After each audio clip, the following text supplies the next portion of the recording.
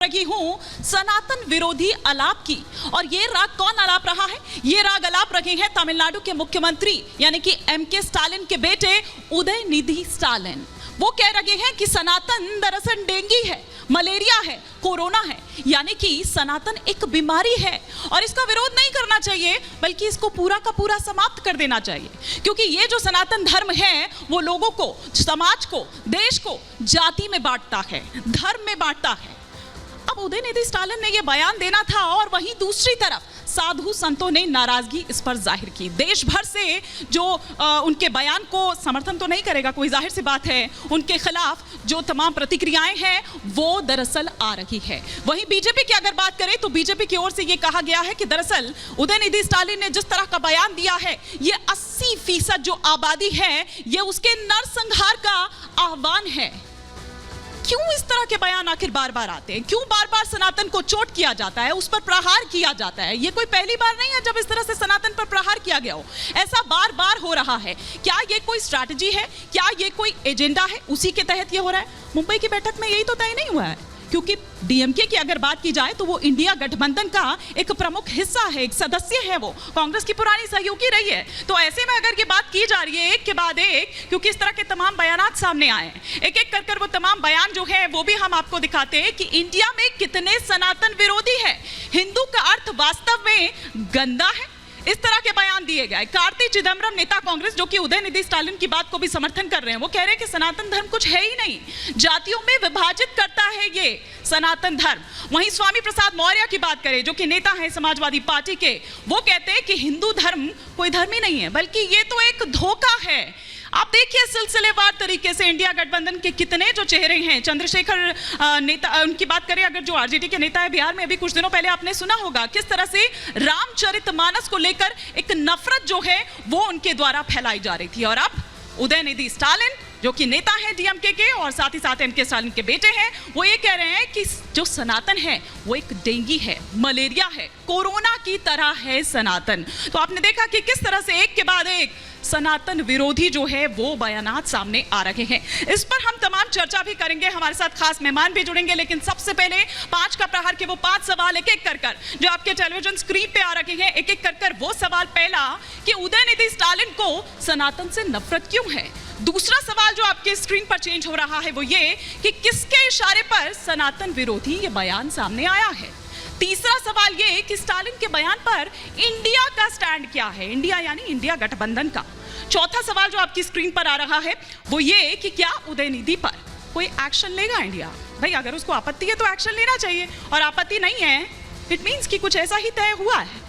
पांचवा और अंतिम सवाल जो आपकी स्क्रीन पर चेंज हो रहा है वो ये कि नेताओं के लिए सनातन एक सॉफ्ट टारगेट बन गया है। यही कारण है कि एक नहीं, 2 नहीं, 3 नहीं, बल्कि बार बार इस तरह से सनातन पर प्रहार किया जा रहा है। आज 5 का प्रहार इसी पर कर रही हूं। तमाम खास मेहमान भी मेरे साथ जुड़ चुके हैं, उनसे भी फटाफट से परिचय मैं करवा देती हूं। हमारे साथ विनीत गोयनका जी इस वक्त स्टूडियो में मौजूद हैं, तालियों के साथ स्वागत करिए। पॉलिटिकल एनालिस्ट बतौर हमारे साथ जुड़े हुए हैं अजय अरोड़ा जी, लीडर हैं कांग्रेस के, और आज बहुत बम्बार्टमेंट यही अजय अरोड़ा जी पर होने वाली है। कौन करेगा? चारू जी साथ में बैठी हुई है, चारू प्रज्ञा जो कि बीजेपी की स्पोक्स पर्सन है।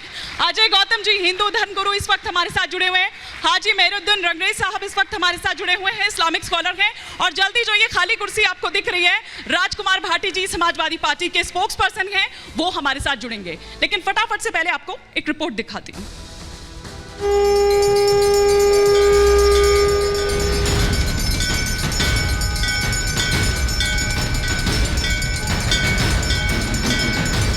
हमारा सनातन धर्म भारत का राष्ट्रीय धर्म है।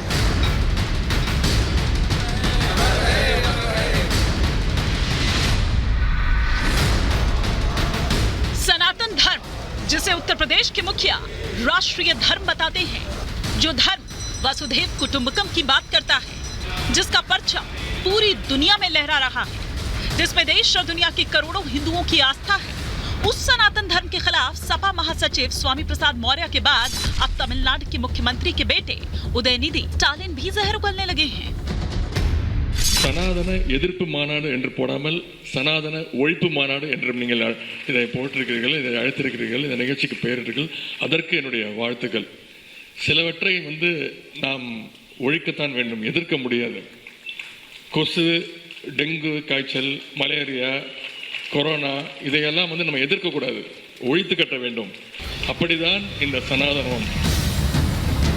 तमिलनाडु के मंत्री के इस बयान पर घमासान छिड़ गया है। हिंदू आस्था पर चोट से बीजेपी भड़क उठी और सनातन के खिलाफ उदयनिधि स्टालिन के आलाप पर विपक्ष के नए नवेले गठबंधन इंडिया को सवालों के कटघरे में खड़ा कर दिया। सवाल इसलिए क्योंकि स्टालिन की पार्टी डीएमके इंडिया गठबंधन का हिस्सा है और डीएमके के नेता खुलेआम सनातन को समाप्त करने की बात कर रहे हैं। सनातन धर्म का अपमान कर रहे हैं। डीएमके और कांग्रेस पार्टी कह रहे हैं सनातन धर्म को समाप्त कर देना चाहिए।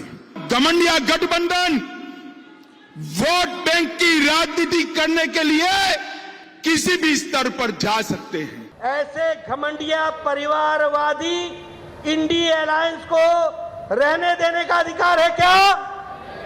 रहने देने का अधिकार है क्या? क्या सनातन धर्म को हम समाप्त होने देंगे क्या?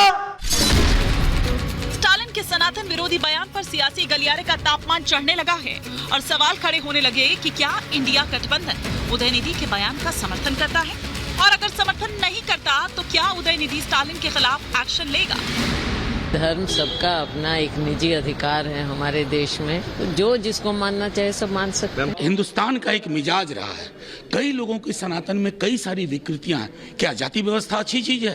लालू प्रसाद यादव जी और नीतीश कुमार इसका जवाब दें। क्या भारत के सनातन को खत्म करने का, बिहार के सनातन को खत्म करने का अगर ये साजिश है, मैं भी चुनौती को स्वीकार करता हूं। लालू जी, नीतीश जी, आपको जवाब देना होगा। इंडिया गठबंधन के नेताओं को जवाब तो देना होगा, क्योंकि बीजेपी के बाद अब संत समाज ने भी सनातन विरोधियों के खिलाफ मोर्चा खोल दिया है। संत समाज ने उदयनिधि स्टालिन के बयान की निंदा की है और दो टूक कहा है कि सनातन के खिलाफ बोलने वाले खुद ही समाप्त हो जाएं। जो लोग सनातन धर्म को समाप्त करना चाहते हैं वे स्वयं समाप्त हो जाएंगे। सनातन धर्म आज से धर्म है, उसी से सारे जितने भी धर्म हैं, जितने पंथ हैं, उनकी उत्पत्ति हुई है। उसको किसी भी कीमत से मिटाया नहीं जा सकता। स्वामी प्रसाद मौर्य के बाद उदयनिधि स्टालिन के बयान से संत समाज बेहद नाराज है। डीएमके नेता के खिलाफ कार्रवाई की मांग उठ रही है, लेकिन अब सवाल खड़े हो रहे हैं कि स्टालिन को सनातन से इतनी नफरत क्यों है, किसके इशारे पर वो सनातन के खिलाफ जहर उगल रहे हैं, और सवाल ये भी कि डीएमके नेता के सनातन विरोधी बयान पर इंडिया गठबंधन का स्टैंड क्या है। Bureau report, Republic Bharat.